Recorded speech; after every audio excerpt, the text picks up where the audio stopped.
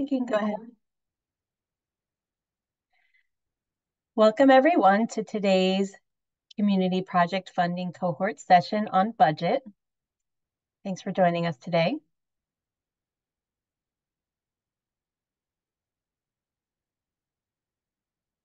We can go to the next slide. Just a little bit of logistics as we get started. These will be familiar from session one if you were able to join us for session one, but everyone is muted upon entry. If you do have any questions during the webinar, and we certainly encourage questions, please put them in the chat and respond to everyone in the chat, and then we'll be sure to see those questions. This PowerPoint presentation and the recording will be available on the HUD Exchange in probably about a week or so. On this slide, you see the chat functionality. So again, submit your content-related questions here in the chat to everyone. You're encouraged to do this throughout the presentation. You don't have to wait until the end. We will be taking breaks between sections to answer relevant questions to that section, and then we'll have a general Q&A at the very end. So our agenda for today, I'll just run through this real quickly. We're going to do some introductions to get started, and then I'm going to give you a brief overview of the cohort program generally, and then a session one narrative recap. So if you were unable to attend session one, this will be really useful to orient you to the topics. If you have attended session one, this will be a nice refresher. So we'll talk a little bit about that, and then we'll do the budget overview, which is the main topic for today's session. And that is going to dive a little deeper into construction project budgets and non-construction project budgets, as well as amendments to your budget, which will be likely over the course of your program. And then finally, we'll wrap up with some DRGR discussion. Just a heads up that the things we're going to talk about today with respect to DRGR are not, they are not anything you're going to have to worry about anytime soon, but they are related to the budget. And so we included them here so that you would know what's coming. And then, as I said, we'll be taking questions throughout today, but we will have a general Q&A wrap up at the end of the session as well. So my name's Jennifer Alpha. I'm with TDA Consulting. I've been with TDA for about 12 years and working in community development and affordable housing for over 20 years. I work on the CPF program, as well as home, CDBG, NSP, and disaster recovery. I also do a fair amount of work on DRGR. I will also be presenting on the forms cohort session, so I will see you all again in a couple weeks, and I will then turn it over to my co-presenter, Stan, to introduce himself. All right, thank you. I'm Stan Fitterman. I am been doing this type of community and economic development and affordable housing development work for the past almost 30 years now. I've been doing a lot of CPF work over the last year, and you will probably see me again on the environmental review ones coming up. And I will turn it over to Connor. Hey everyone, my name is Connor LaRoe.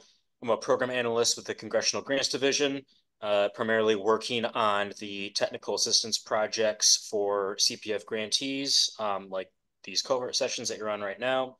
And then I also serve as a systems officer, assisting grant officers with their grantee portfolios and access to DRGR. And we do have another grant officer that is going to attend today's session a little bit later. So I will turn it back over to TDA. Great, thank you. All right, so we have a few polls. We're going to get started with some polls right now. These are just get to know you polls so that we can have a better sense of where folks are with their grant materials.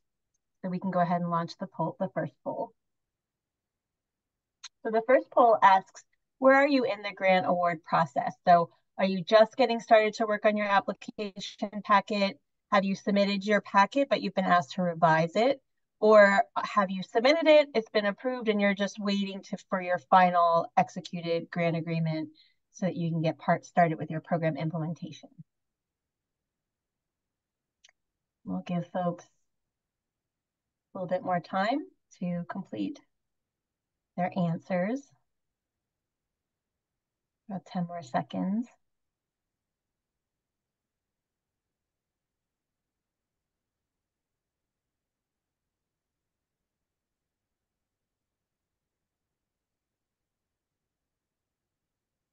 Okay, I think we can go ahead and close the poll. It looks like most folks who are going to answer have answered. And the majority of folks, 86%, are just getting started. And that makes a whole lot of sense because the cohorts are designed to help you walk through the requirements for the application materials. So that's really useful for us to know that everybody's just getting acquainted with what they need to do. Great, thanks for answering that. We can go to the next one.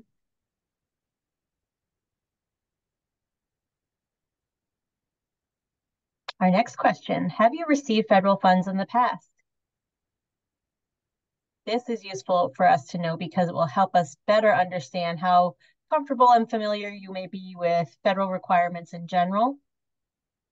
A lot of CPF grantees are receiving federal funds for the first time through this CPF program.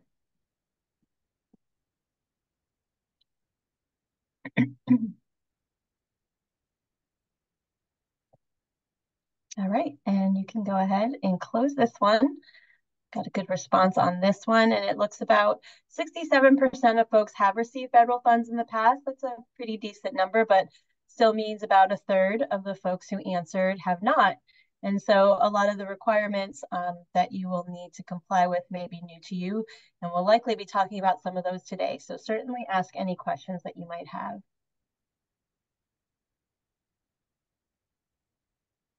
And we'll go to the next poll question.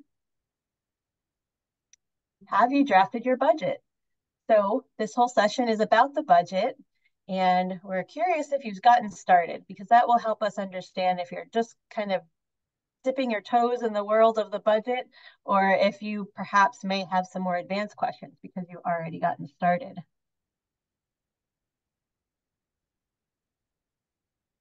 Give folks a few more seconds to answer.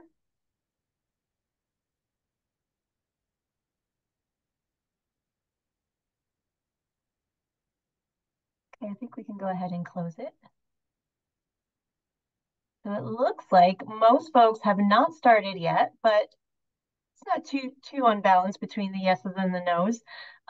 So good chunk of you have gotten a head start, so you might have some questions that are very specific to your budget.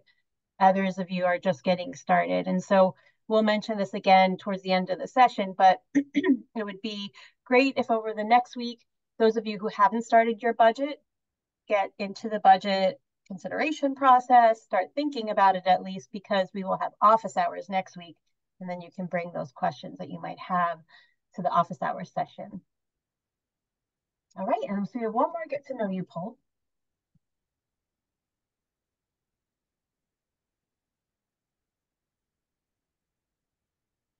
Have you signed up for the HUD Exchange mailing list?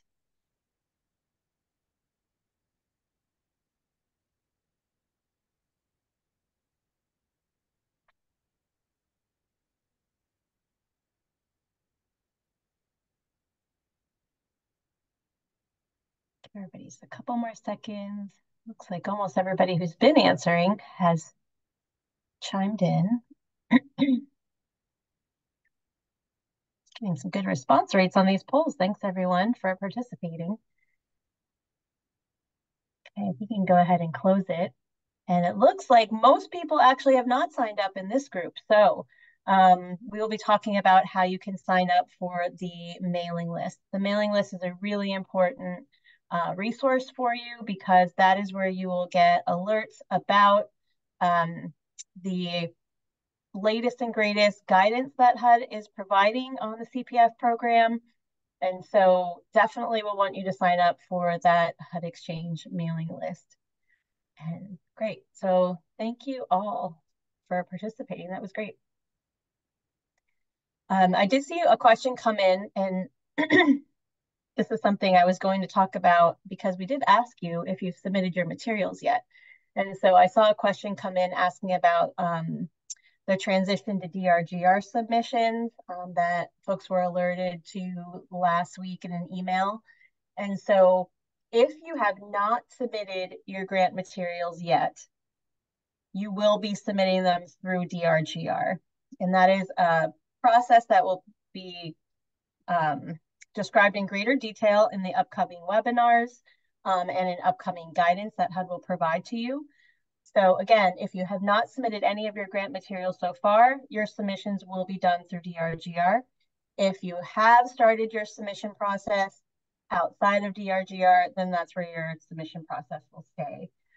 But for those of you who haven't gotten started, and that's the majority of folks on this session, you will be working through DRGR to submit your materials. So stay tuned, participate in the upcoming webinars, and stay tuned for more guidance documents. And if you sign up for the HUD mailing list, you'll be sure to get all of the upcoming guidance that comes out.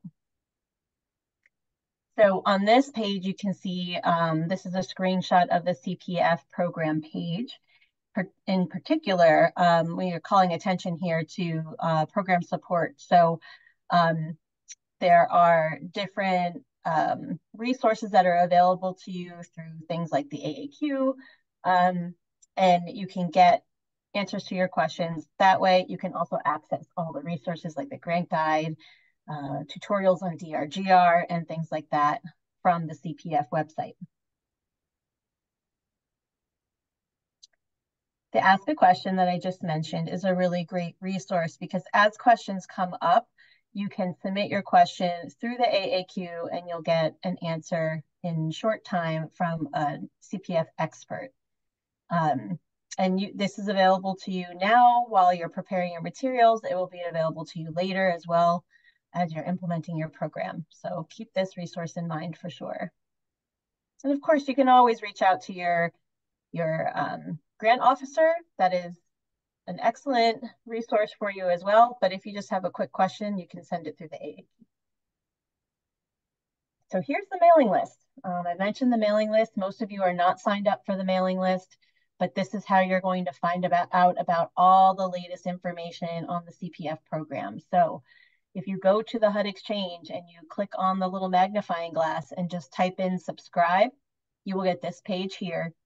You can see that there are actually mailing lists for many of the HUD programs as well as the HUD systems. And so if you click on the EDI-CPF box, that is how you will get your updates for the CPF program. So you click on that box and then you walk through the screens, enter your contact information.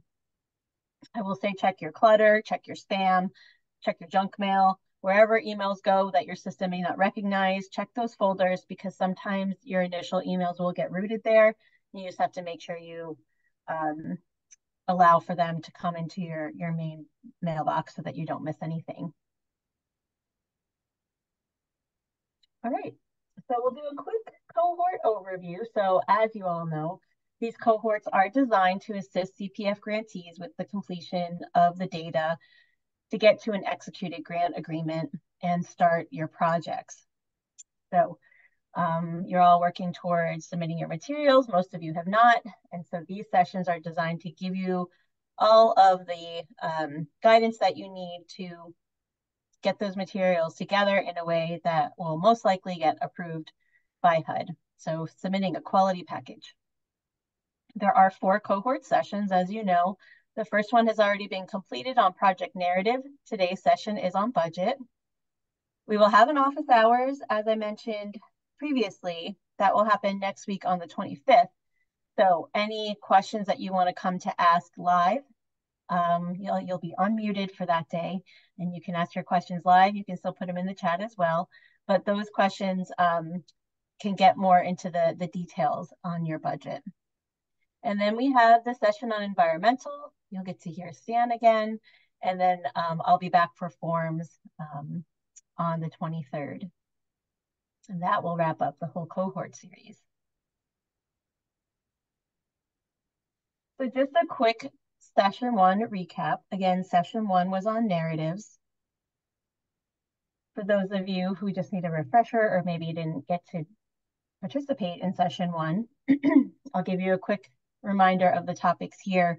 But Also know that you can access those slides and look at them in more detail and review the recordings, which will be available on the HUD Exchange in probably about a week. So there are 4 key components of the narrative. It's important to note that there's not a prescribed format for this narrative. However, there are key components that we have to make sure you touch on as part of your description of the overall project. So the first thing is the project description. And in the project description, you're going to have the project name, the address, the purpose of the project, and then just, a nice description of what your project is all about. You want to make sure that this project description matches the joint explanatory statement, or the JES JES for short. Make sure it matches the JES as it's been corrected or amended. You also want to make sure you're describing all the actions that will be undertaken as part of the project, regardless of the funding source. So if CPF is funding just a portion of your project, you want to describe the project in its entirety, not just that tiny portion that CPF is funding. The second component of the narrative is project metrics. And so this is how you are going to state your goals and establish your outcomes. So what are you hoping to achieve with this project? For activity types that trigger Section 3, you're also going to include metrics for your total labor hours, your Section 3 labor hours, and your targeted Section 3 labor hours. So that's your second component on project metrics. Third is the timeline. So you need to provide an explanation of where you are in the project lifespan. Some of the CPF projects have already been underway, and so you need to let HUD know where you're at in the overall project timeline. Provide estimated start and end dates for your projects, and then also describe steps that have been taken towards your environmental review. And remember that there is a cohort session specifically on environmental review coming up next. And then finally, the last component of your narrative is to talk about any subrecipients.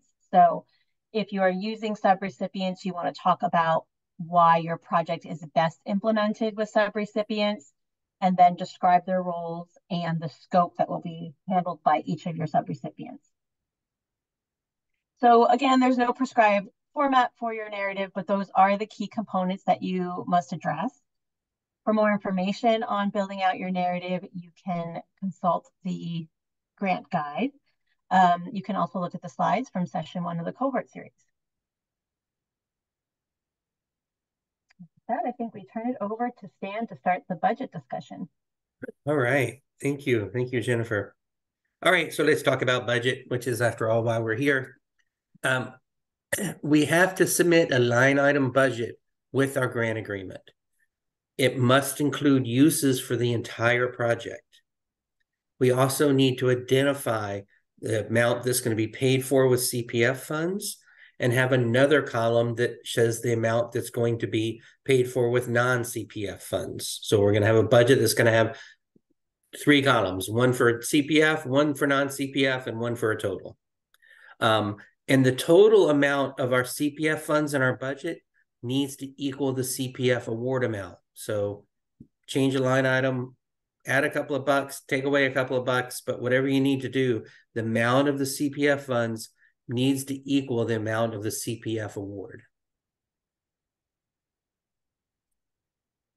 In addition, our budget needs to be consistent with both our project narrative and the joint explanatory statement, which is what Congress calls what they did when they awarded us these funds, awarded our projects these funds. So, for example, if our project narrative reads that the money is going to build something, we need to have a line item in our budget for construction.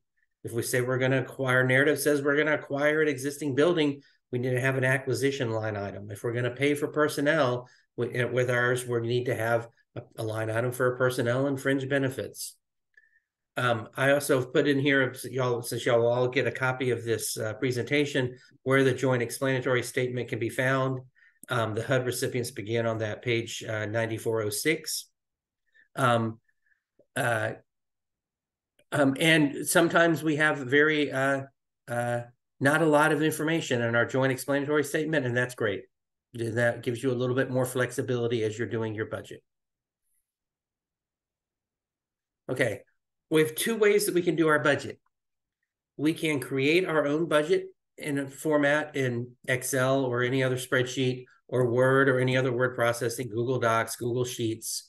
The grant officers have told us for large budgets with a lot of line items, that they do like seeing the budgets in Excel or in a spreadsheet because it's easier for them to check the math, but it's not required. In addition, we can also have use forms, the SF 424 forms for budgets. There's two of them that exist in grants.gov, one for non-construction programs, one for construction programs. You may use both. This is not required. None of these are required. You don't have to use these forms. You can use these forms. So if you don't already have a budget format that you're working from, you can use the forms from grants.gov. There's two, we have them listed here because there are two separate forms, one for non-construction, one for construction, but it's very possible that some of your program projects will involve both non-construction and activities and construction. You can combine those line items into one budget. Okay, it's poll time, Pamela.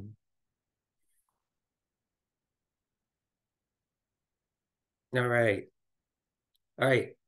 So true or false, the budget must include uses for the entire project with the CPF and non-CPF funds identified separately.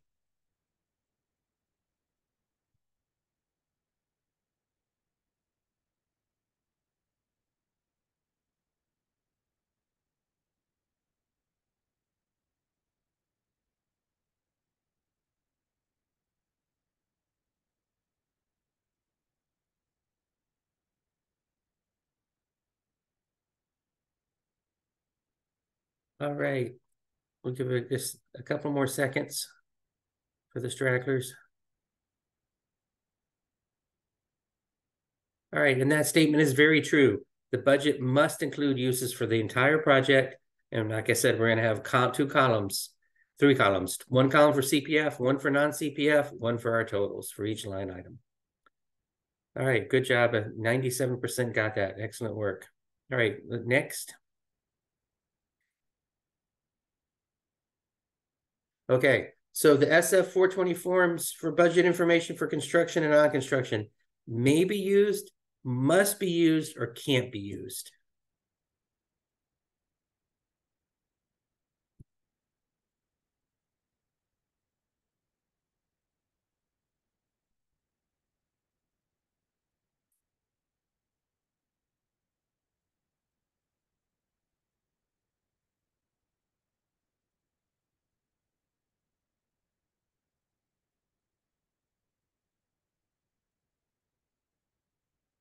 Okay, a couple more seconds.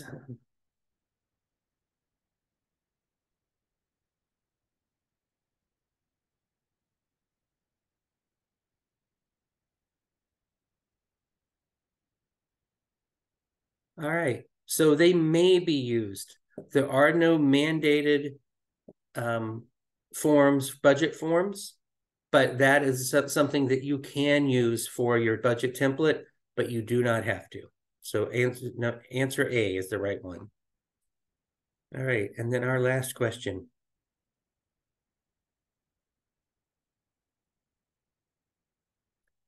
The budget does not need to be consistent, true or false. The budget does not need to be consistent with the narrative nor the joint explanatory statement, provided the budget includes an explanation of the differences.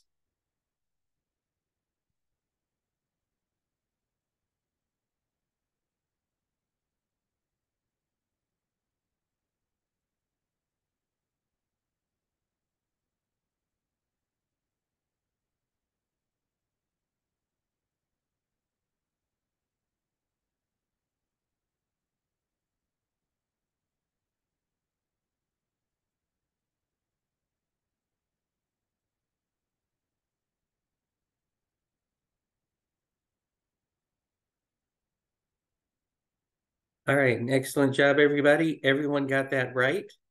It is a completely made up statement. It couldn't be more false. The budget must be consistent with the narrative, and it must be consistent with what Congress said they're giving us the money for. So it has to be consistent with both narrative, our narrative that we write, and the joint explanatory statement that was written for us. Okay.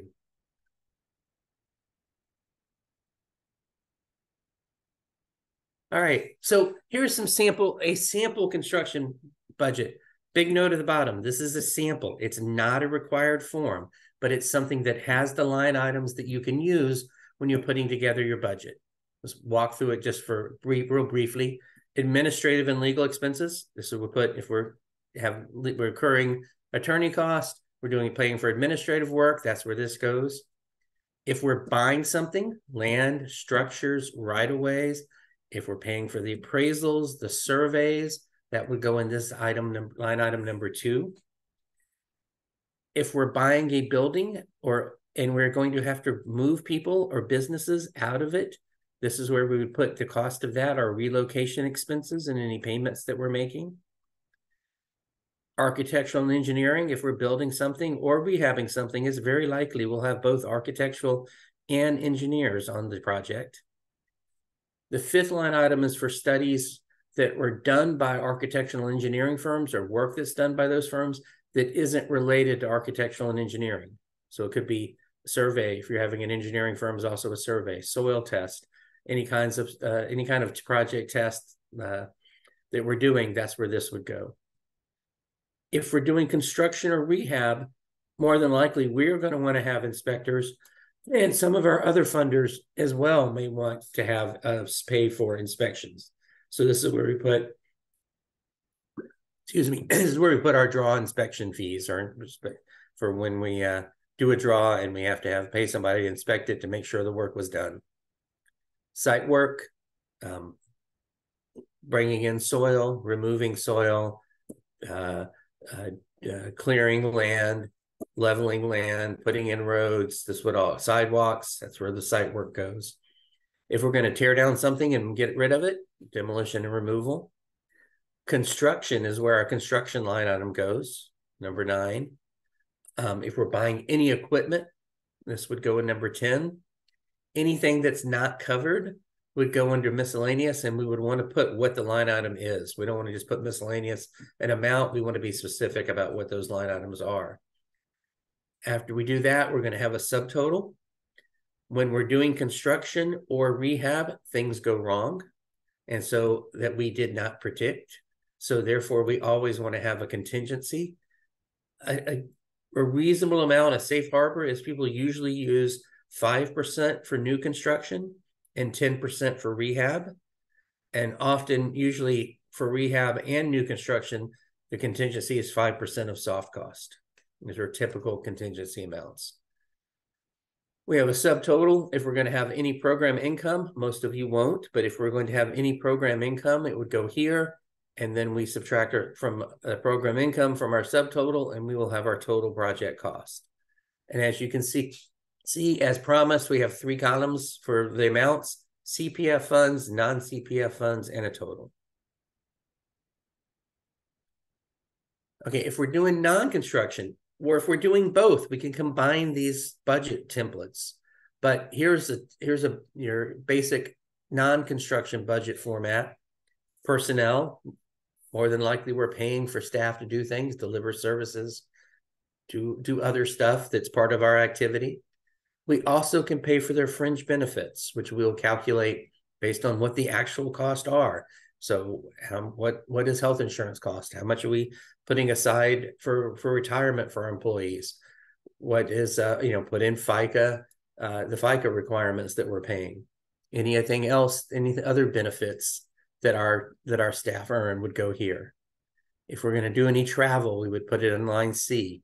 Buying equipment is D. Now, equipment is anything that's by federal requirements, it's anything that going to have an effective useful life of 1 year or more and cost more than $5,000.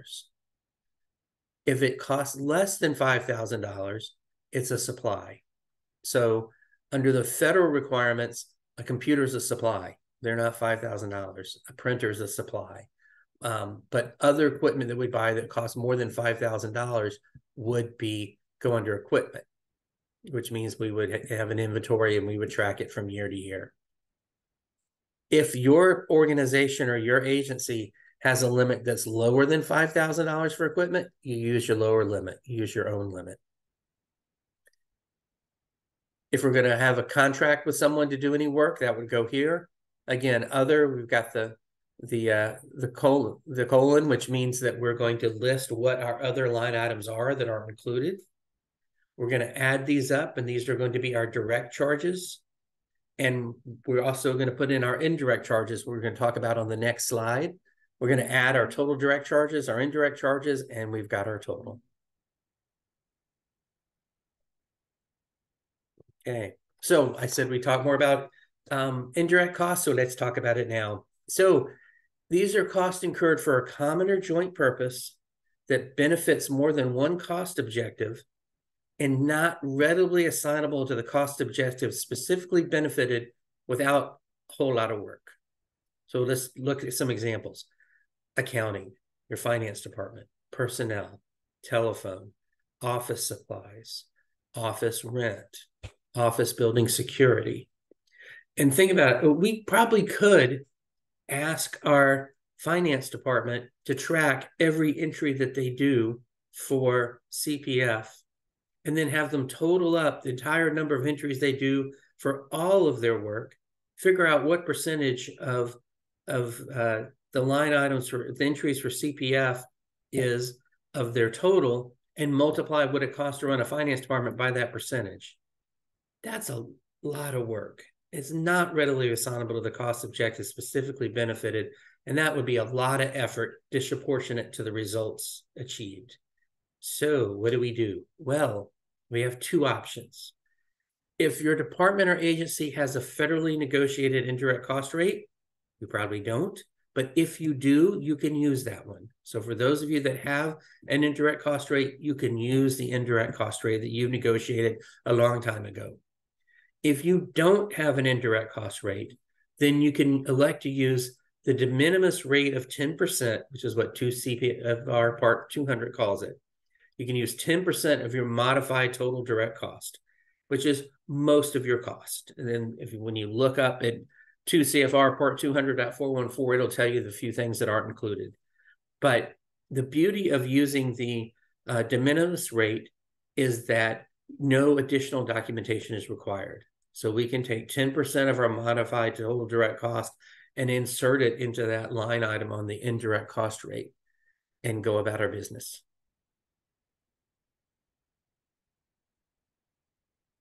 Okay. And if we need or want additional information on indirect cost rate on this page, which you'll have the link to, it has a CPF supplemental information on indirect cost.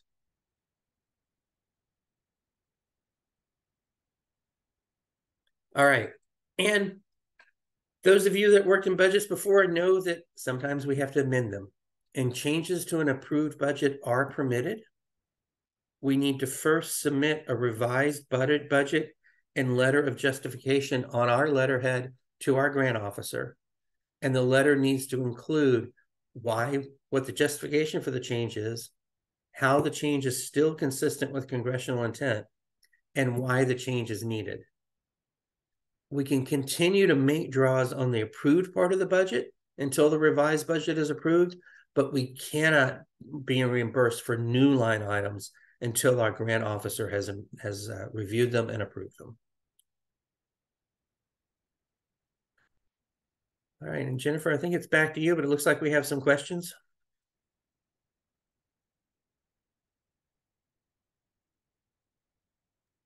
Hi, sorry, I was on mute. Yes, we actually had a lot of questions that came through over since the beginning of the session, and many of them have already been answered. I will do like a super quick rundown of those questions because I think that they're useful for others to hear. Many of them are anyway. So again, someone had asked about that transition to DRGR for the submissions. And again, if you haven't submitted materials yet, you will need to submit them through DRGR. There are webinars coming up on April 23rd and May 1st for that, to review that process, and then there will be more guidance forthcoming as well. Someone also asked about whether earmark funds are reimbursable and what's the process. So, and we'll talk about this a little bit more in this upcoming DRGR session that we're gonna get into in just a couple minutes. But all reimbursements are made through DRGR. You will create vouchers within the system. You will have to provide supporting documentation that HUD will review along with those vouchers. So bills, invoices, receipts, things to substantiate the cost. Okay, someone asked about where should they, just kind of what should be included in the narrative. Obviously, you want to discuss all the work connected to your project in your project narratives in that description section. Someone asked about what happens if the name of their project changed. That's come up several times in these sessions. You know, what happens if the JES references a different project name? If that happens, you definitely want to talk to your grant officer, and they can discuss the next steps with you if that is the case. Someone asked about where you talk about your environmental review status. That should be included in your narrative. And the best part to talk about that is in the timeline discussion. So in your timeline discussion, just talk about the where you're at with your environmental review status.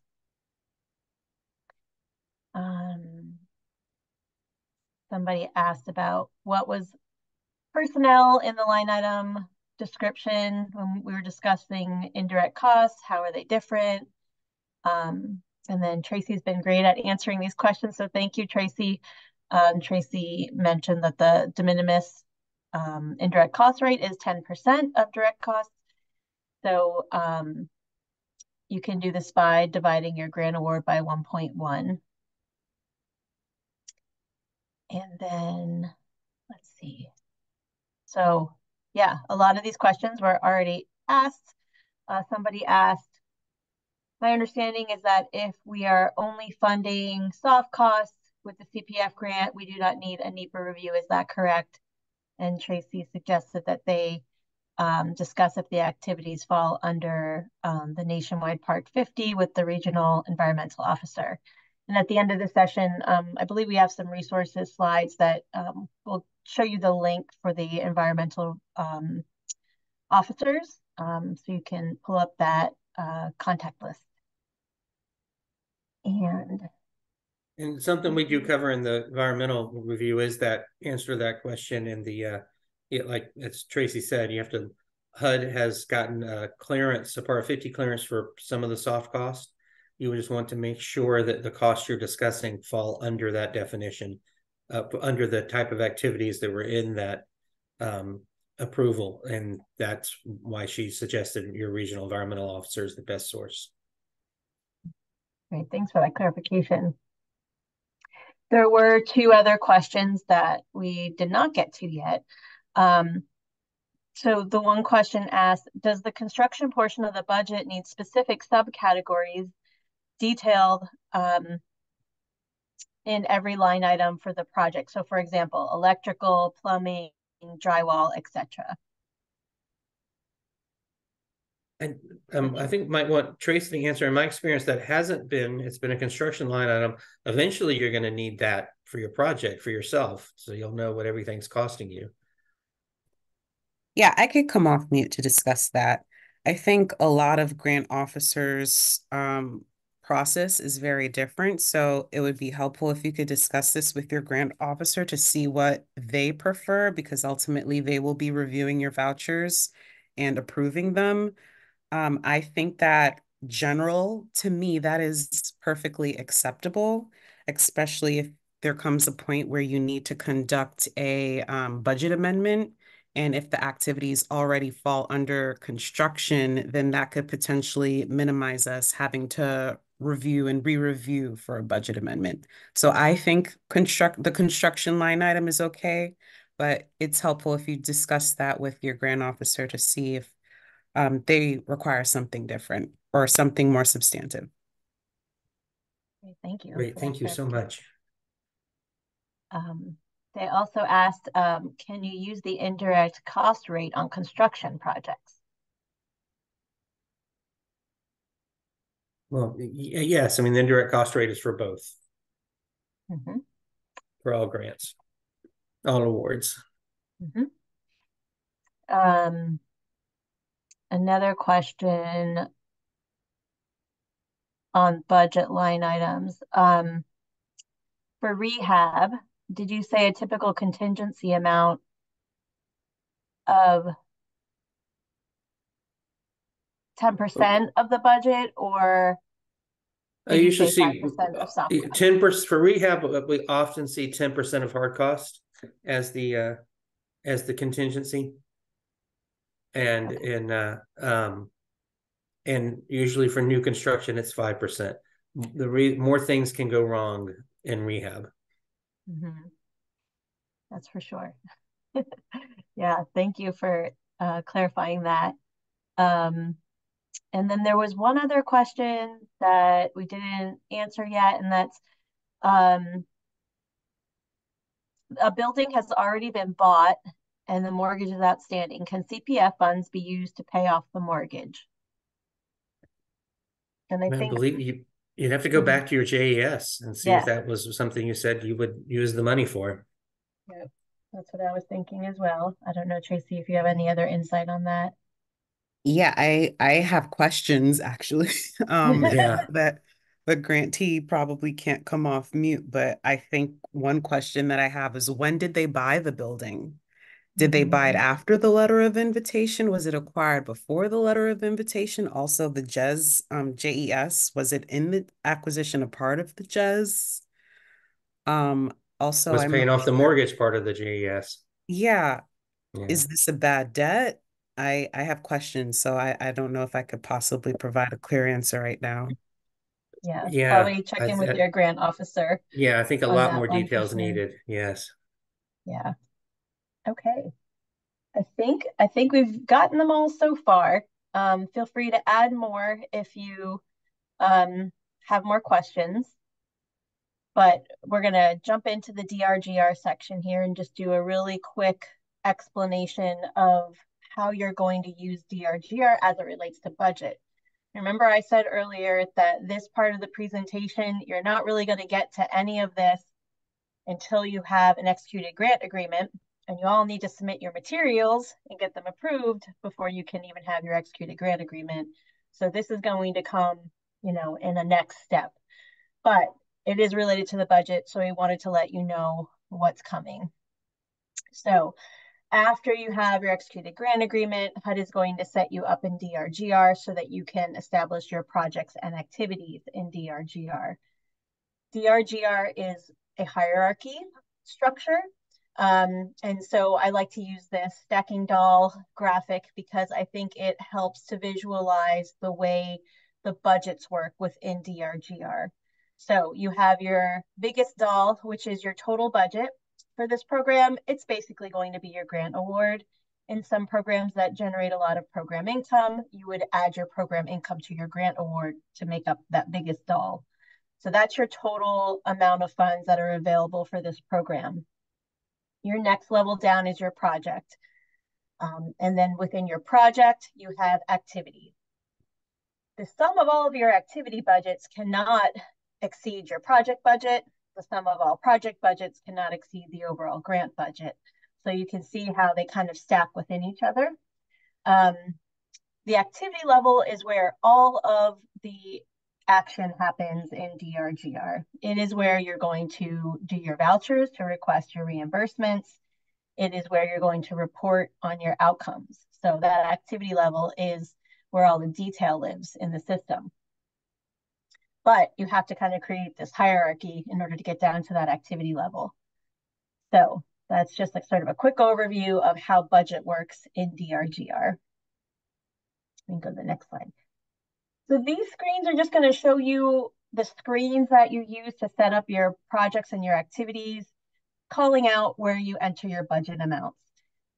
I will flag for you all that there is a DRGR quick guide for CPF. There are also videos on completing the steps for setting up CPF projects and activities. So there's lots of resources on how to do this when the time comes for you to set up your projects and activities. And again, that's not going to be for a little bit. But for this screen, remember it's a hierarchy. So we start with projects, we add our project. There are several required fields. They're marked with red asterisks: project number, title, description, start date, and then your budget. So you're going to put your budget amount in there, and that is going to be at least the sum of all your activities. You may set it a little higher if you plan to add activities later. So that's your project setup. Again, there are videos on this if you need some step-by-step instruction. Let me go to the next slide to see activities. Activities are set up with a little more detail as I described. So here you're going to have more information that you need to complete, like activity type, your environmental review status, and you're still going to have a budget though. Oh, and also your responsible organizations. You're going to enter the responsible organization for that activity. But your budget goes in here. And again, the sum of all of your activity budgets can't exceed that project budget. But everything is managed through the Manage My Grants module in DRGR. There are separate submenus, as you can see, for projects and activities, and you would go there just to the Add Project and Add Activity links. And then once you have your activity set up with a budget, that's when you can then go and create vouchers to draw your funds. There had been a question about reimbursements in the chat. So are all requests for payment reimbursements? And yes, so you need to provide the bills, invoices, receipts, all the information that HUD can use to substantiate the cost. All right. So this is a quick screenshot of that page on the HUD Exchange that lists all of the different videos for DRGR to date. There will be more coming as more of the functionality is built out and described. But for now, we have these videos available for folks.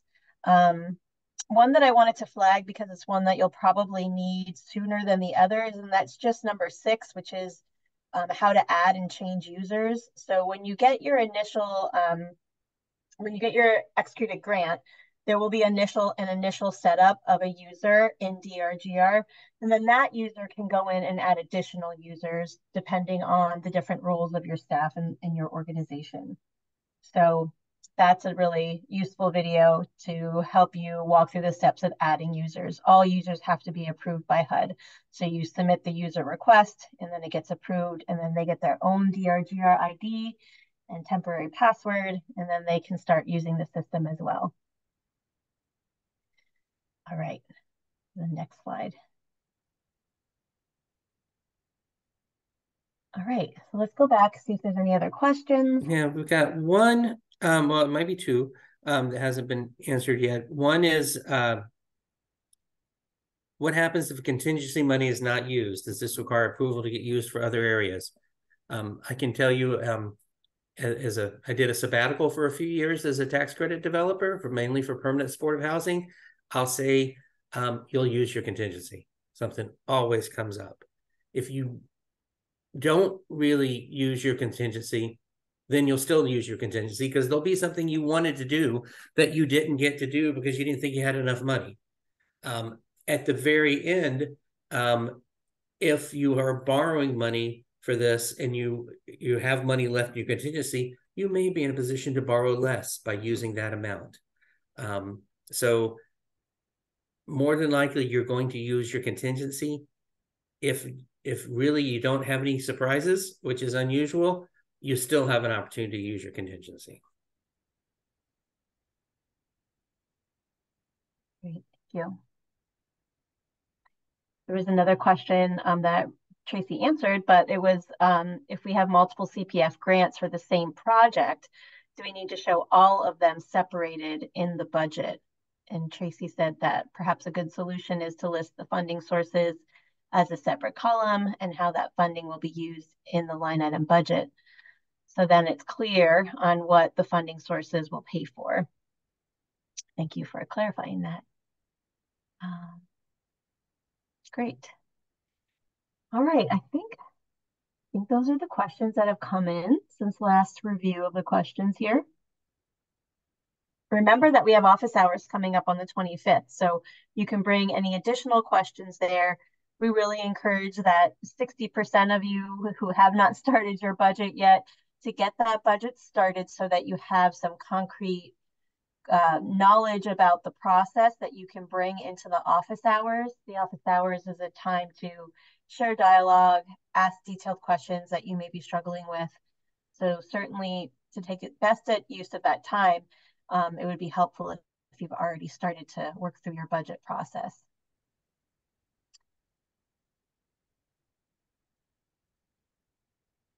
All right, I think Tracy got to the last question. Thank you again, Tracy. Great. So last question, I didn't see that one. So grantee pays invoices first and HUD reimburses. That was the question. Tracy said not necessarily. You don't have to pay first. However, you will need to turn over the funding to pay the bills or invoices in a reasonable time frame. If the funds sit in the interest-bearing account, you are incurring program income, which you will use for programmatic costs. Thanks, Tracy. So you want to draw the money down when you need it. Exactly. As you incur cost. Once you process a voucher in DRGR, you'll receive your funds in about 3 days. So the money comes quickly. There's no need to request it, a month in advance or anything like that. It will come through quickly. So as Dan said, you want to request it only when it's needed.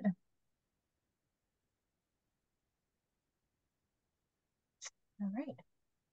So next slide. All right. And so if there's nothing else, I just want to, as Jennifer mentioned, bring your budget questions to the next office hour. So if you have a chance to start working on your budget between now and next Thursday, any questions you have, the office hours is a great opportunity to get those questions answered.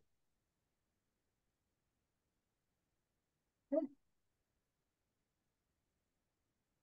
So we'll go to the next slide. I think is that it? Oh, well, we did the questions and more, answers. Oh, and the evaluation, sorry. Evaluations, yeah. So we always have an evaluation at the end of every session because they're very helpful to us in making sure that the content that we're covering is helpful to you. So you will be receiving a survey link from the Cohorts at tdainc.org email box.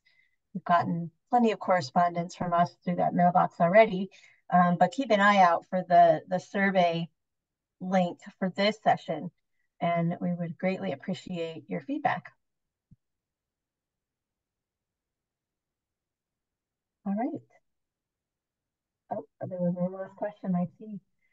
If we have other funders who have inspectors, can we use them, or does HUD have their own?